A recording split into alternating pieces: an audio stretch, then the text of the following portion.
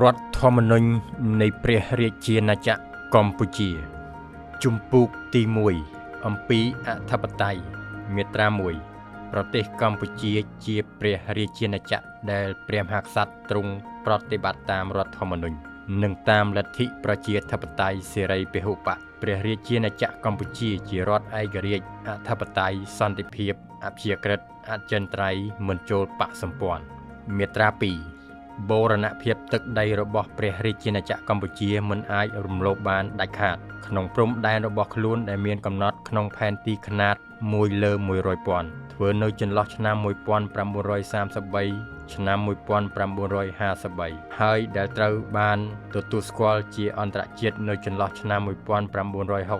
1969មាត្រា3ព្រះរាជាណាចក្រកម្ពុជាជារដ្ឋដែលមិនអាចបំបែកបានមាត្រា4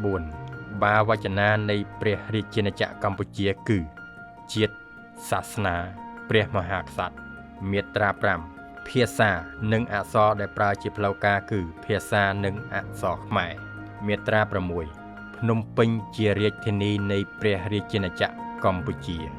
ទង់ជាតិភ្លេងជាតិនិងសញ្ញាជាតិមានកំណត់នៅក្នុងឧបសម្ព័ន្ធ1 2និង3